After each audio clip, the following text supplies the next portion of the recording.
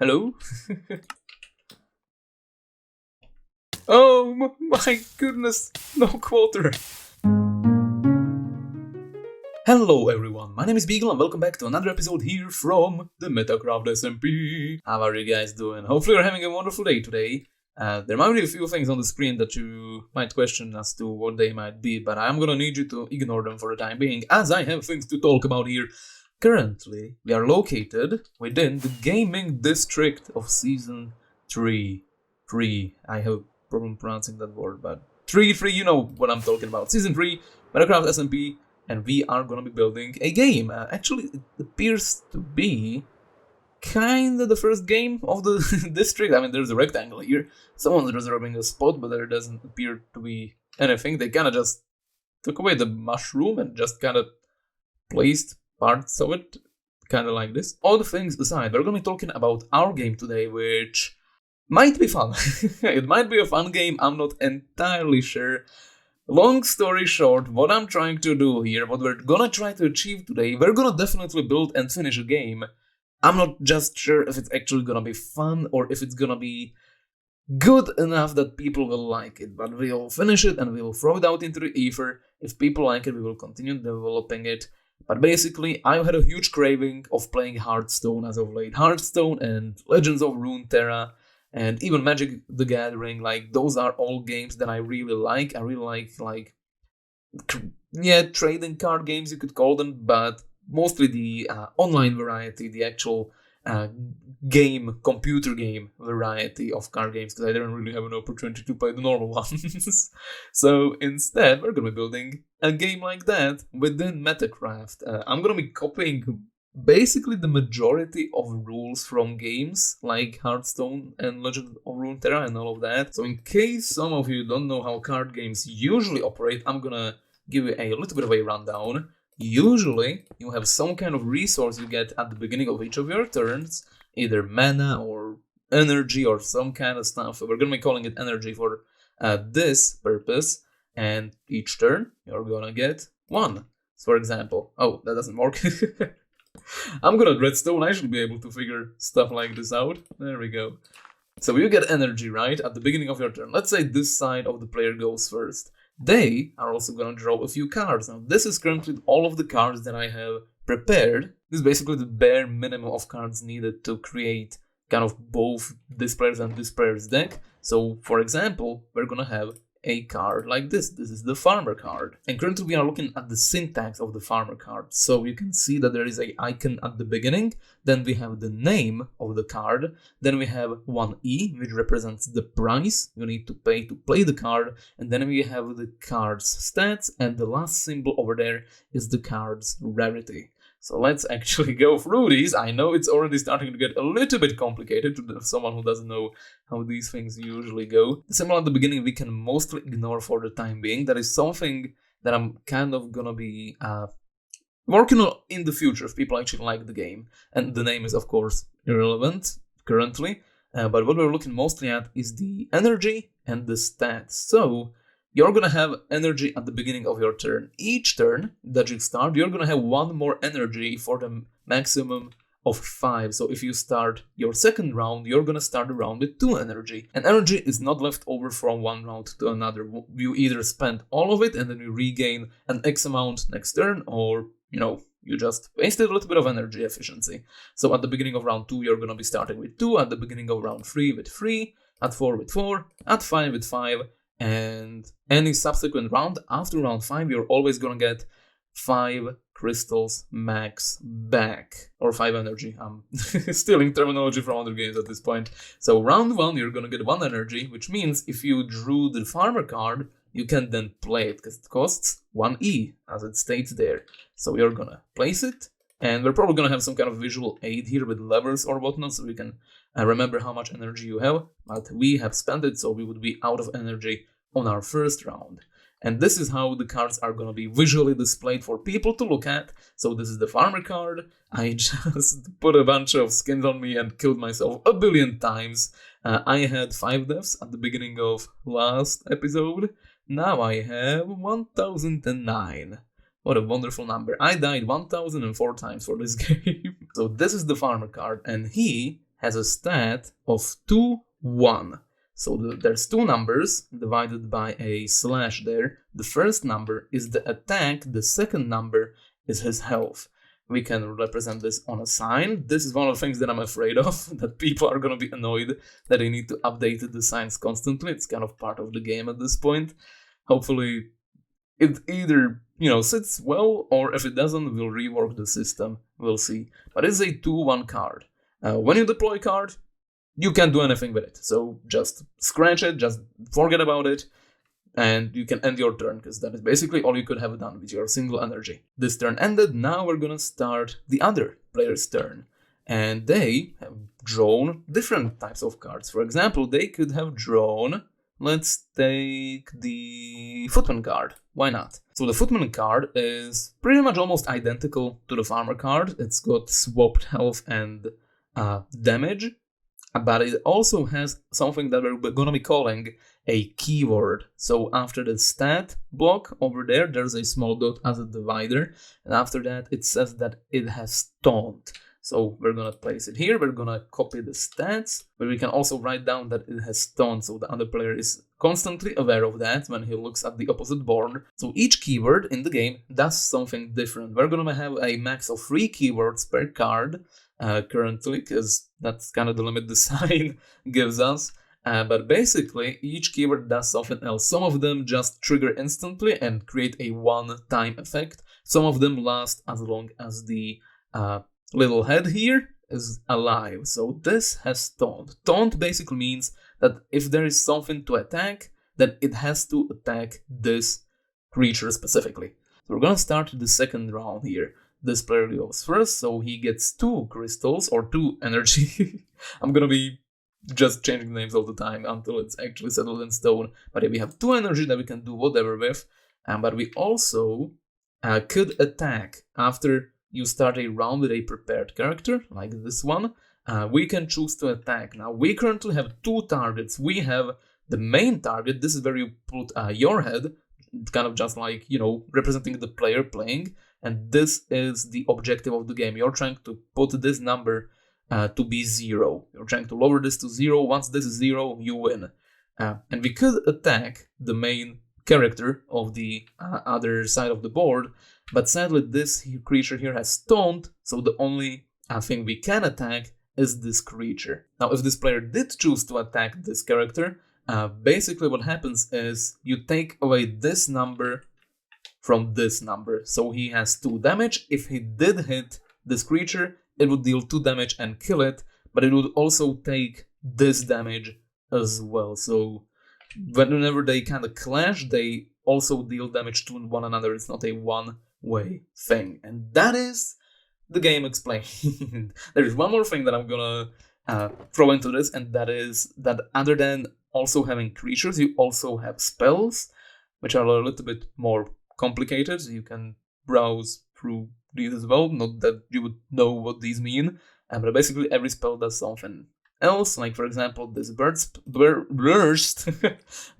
spell costs 0 energy and deals 1 damage. So the player here, if he had that, he could play that, and there would be like an item frame in the ground or something, so the other player could look at the description of the item so he knew what it did, and then it would trigger the effect. This basically means the burst 1 over there means that it deals 1 damage to whatever he likes. So we could deal 1 damage to this creature, for example. That's the game explained. It's easy, it's fun. Hopefully people are gonna enjoy it. There's a few technical issues that we need to figure out, of course. We want to have a good representative of energy. Something like this probably could be easy enough to set up, just having levers, and people would maintain their energy on their own. The other thing we need to figure out, and this is the very important part, is card drawing. You don't want to have each player preparing the way they're going to be drawing cards. So what we're going to need to do is we will need to figure out some sort of deck shuffler, basically. So people who put in their cards are going to have them randomized. So every time they start, it's going to be a little bit more RNG based. That way we can encourage people building balanced decks instead of just having lots of, just a few cheap cards at the beginning and then expensive cards drawn later. This way they need to kind of risk having the higher expensive cards in, because if they draw a lot of those at the beginning, then they can't do a lot with their board. So we're gonna try and do that. So when it comes to true randomization in Minecraft, it's actually pretty difficult to pull off, especially with stackable items. I've been thinking about this for quite a while, and I think truly the easiest way to do this is to just have a simple machine like this and create a rule where you can only have a single kind of like version of a card. So for example, we have this is simulating every single card, and you will be able to have copies in your deck of certain cards, but for the most part every single card is going to be renamed in a way where it is not stackable with a different version of itself. Now there might be an unlucky moment where someone gets, a copy of a card that they want to use in their deck, but that also is something that they have. So basically they will need to continue hunting for the other version of that card, but we might create some kind of system to avert that. But for the time being, just so the resto isn't clunky, I think this is the way to do it, and this is how the machine would basically work. You put in your item over here. This detects if there are any items in the dropper. This detects if there are any items in the actual barrel, and once it is done, it should basically be pretty much full indeed. 9, 18, 27, these are all the cards in your deck. Then if you want to draw a card, you just press the button and every single item in the droppers gets moved one way forward, kinda like this, and you just flow through your deck like that. The 27 card limit, I think, makes sense because that is one whole shulker. It's easy to work with as far as game within game design goes. And also with this design, it's very simple to create some kind of draining system. So there's gonna be one more storage thing for cards, and this is for spells and cards that get destroyed in the game. There's gonna be a barrel in the middle, and for each player, that is. And then once the game is over, they will be able to just click some kind of button, and there's gonna be hoppers that will unlock, and they will drain all of the items into a single spot for them to collect so they can rebuild their deck.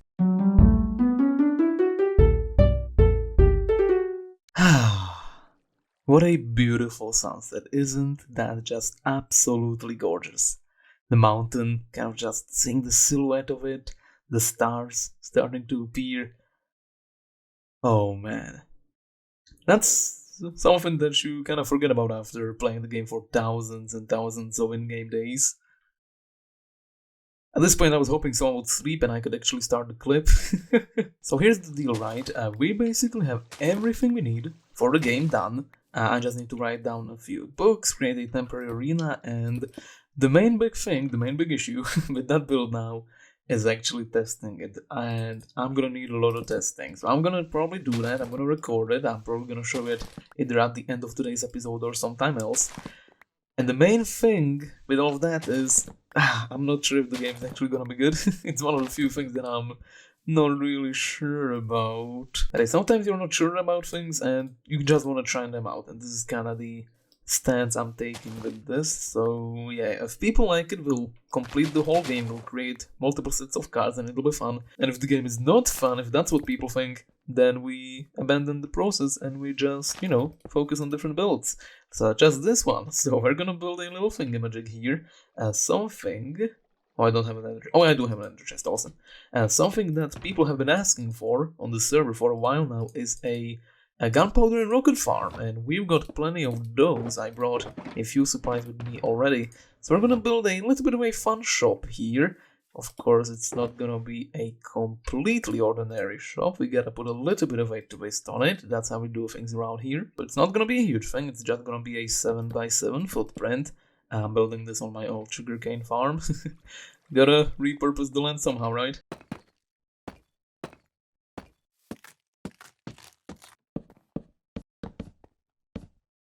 Okay, it's not the most beautiful thing of them all, I gotta say. It's just a simple little shack, 7x7 cube with a diagonal roof built on it. Let's bring in the spice. We're gonna put a TNT over here. Bloop. And that should help us with decorating a little bit. So usually when you create public spaces or some kind of area that you want people to go in, a good thing to do is to make it feel as safe and comfortable for them as possible. You want to know your target audience and then create a place where they would feel safe, right? We are going to take the opposite approach. We're gonna try and inject a little bit of adrenaline rush into this place. Ooh, maybe one over here. Ooh. Okay, yeah, that should be good. But we also gotta sell stuff over here as well, and hopefully relatively decently. I do actually want this shop to be, even though it's gonna be weird in a certain way, I do actually want it to be decent for people who already decided to actually buy something here. So, what we're gonna do is we're gonna have double chests of stuff, and we're gonna have hoppers with basically some overflow that we can put in. This is basically gonna be extra storage. So we're gonna have the gunpowder over here, people will be able to buy some, and then very quickly, 3 times hopper speed, there's gonna be more flowing into here. So if they want more, then this is gonna quickly refill the stock. R rank, SR rank, oh please do they have it? They have it! So the new update created a fun feature, we already used it earlier this season, some of you might remember. Oh, that's good. Oh, that's gonna be perfect for this shop. Oh, this is gonna be too good. So that's gonna be there, and just on a random clock, whenever the cactus grows, that's gonna make a sound. That way it's nice and rare. Might actually catch someone off guard that way. Alrighty, just stocking this thing up now, and we are pretty much done. So there we go, the danger dwelling is complete and ready for business. I might do one small change, because it's been up for a week and people haven't bought anything. It's probably because they have to craft the stuff themselves. It's probably annoying for them, so I'm probably gonna do like one more shulker or barrel or something which is gonna have firework rockets in it. But I'm gonna wait a little bit still, see if people actually catch on to this. So yeah, this is how it looks inside. Smoking, TNT, paper for 1, diamond for 2 stacks, gunpowder.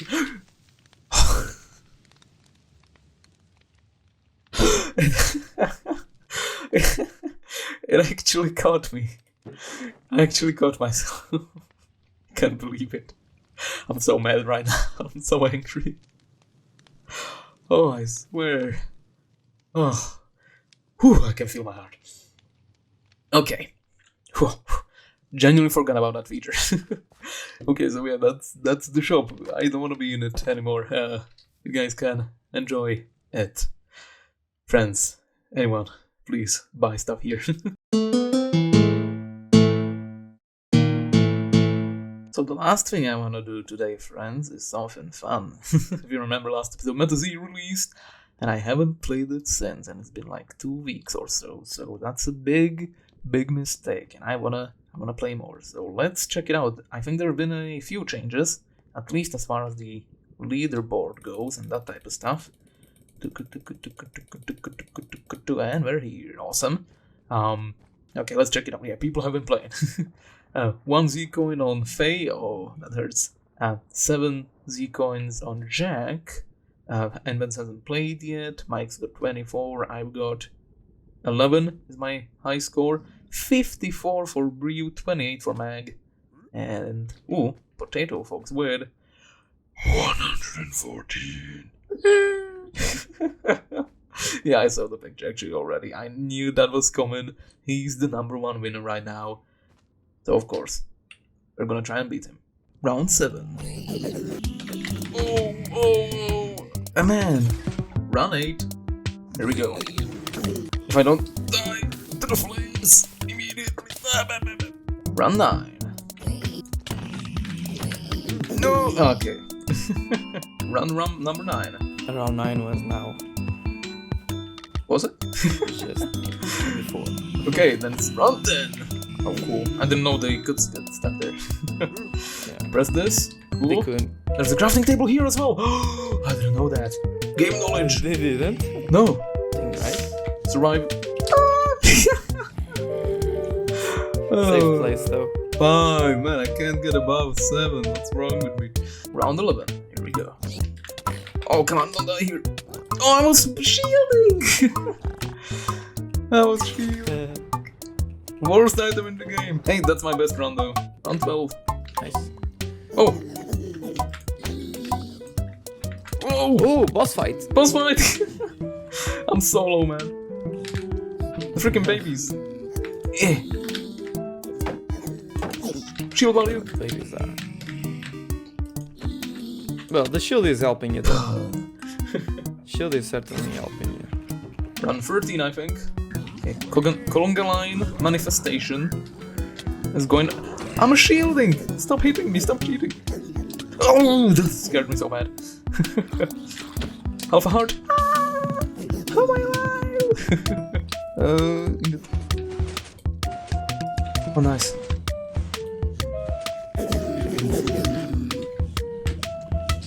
Oh, come on!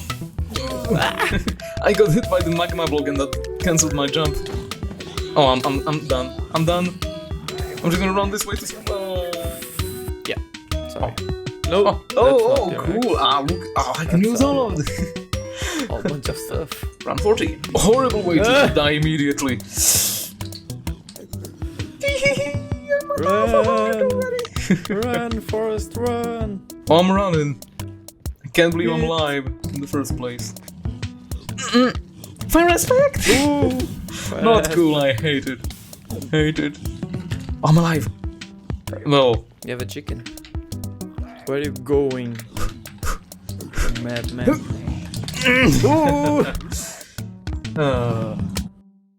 Well, but what can I say? I guess I just suck. Who saw that coming? Definitely not me. Yeah, there's no way I'm gonna beat any of those guys anytime soon. I don't know what... Oh my goodness. My unluck with this machine is ungodly. I think that is the third time that's happened to me already. I thought it would be more rare, but alas. Anyway, at the danger dwelling, let's check on the profit. It's been a second. Ooh, people have been buying. Ooh, first profits 1, 2, 3, 4, 5, 6, 7. Yeah, I added a new section here, which sells rockets straight up.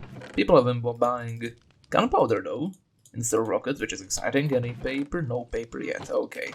Yeah, okay, so it's actually it's actually selling. That's exciting. Yeah, there's a new section for fireball rockets over here, so I can stock them up. So yeah, I'm gonna be training a lot for Meta Z, because I wanna be the very best. So we'll see if we can actually manage to do that. We're gonna need to beat a score of 100 or more though, to be able to do that. So we'll see if we can manage. I'm gonna be training a lot off camera, basically.